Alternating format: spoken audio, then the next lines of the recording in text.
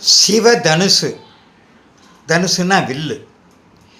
சிவபெருமானிடம் கோடிக்கணக்கான தனுசுகள், அதாவது வில்கள் உண்டு.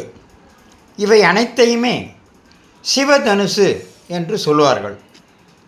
மக்களின் சிற்றறிவுக்கு தெரிந்தவரை சிவபெருமான் தன்னிடம் உள்ள 3 சிவதனுசுகளை சிவப்பிரசாதமாக பல்வேறு சந்தர்ப்பங்களில் அளித்துள்ளார்.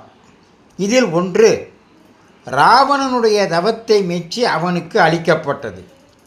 சிவபெருமானே வழங்கிய வில் என்றால் அதன் மகிமை எப்படிப்பட்டதாக இருக்கும் என்பது சொல்லாமலே உங்களுக்கு தெரியும். சிவதனுசுவை வைத்திருக்கும் ஒருவனை எந்த உலகத்திலும் யாராலும் வெல்லவே முடியாது.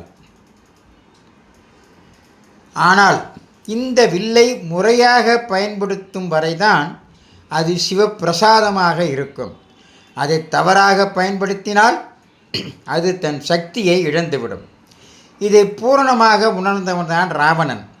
ஆனால் தான் என்ற அகங்காரம் காரணமாக சிவவாக்கை மறந்து எல்லா லோகங்களுக்கும் சென்று அனைத்து லோகங்களையும் வென்று தேவர்கள், கந்தர்வர்கள் என அனைவரையும் வென்று அடிமையாக்கினான். நவகிரக லோகங்களுக்கும் சென்று எல்லா நவகிரகங்களையும் தன் அடிமையாக்கி தன் சிம்மாசன படிகளாக்கி அவர்களை அவமானப்படுத்தினான். இத்தகைய அதர்மமான செயல்களால் சிவதனுசுவின் சக்தி சிறிது சிறிதாக குறையத் தொடங்கியது. அனைத்து லோகங்களையும் வென்ற ராவணன் இறுதியாக பிரம்மலோகத்திற்கும் சென்றான். பிரம்மாவையும் வென்று தன் அடிமையாக்க வேண்டும் என்பது அவன் விருப்பம்.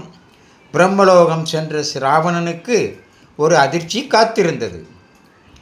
ராவணின் தவறான செய்கைகளால் தன் சக்தியை கொஞ்சம் கொஞ்சமாக இழந்து வந்த சிவதனுசு ராவணன் பிரம்மலோகத்தை அடைந்தவுடன் முழுதுமாக தன் சக்தியை இழந்துவிட்டது. இதை சற்றும் எதிர்பாராத ராவணன் செய்வதறியாது திகைத்தான். பிரம்மலோகத்தை ஆளும் பிரம்மாவை எதிர்க்க முடியாமல் வெட்கமடைந்து தலை குனிந்தான் ராவணன். ஜெயிக்க முடியலைங்கிற வெட்கம் வந்தது இல்லையா, அதனால் தலை குனிஞ்சி தான் எப்பேற்பட்ட வீரன் தன்னால் இதை செய்ய முடியலையேங்கிற வெட்கி தலை குனிந்தான் ராவணன். தன் செய்கையால் தனக்கு ஏற்பட்ட அவமானத்தை நினைத்து வருந்தி உடனடியாக தன் சொந்த அரக்க லோகத்திற்கு வெறுங்கையுடன் திரும்பிவிட்டான். பிறகு என்ன நடந்தது? நாளை பாகம் 2 பார்க்கலாமே. இதையெல்லாம் லைக் செய்யுங்கள், ஷேர் செய்யுங்கள்.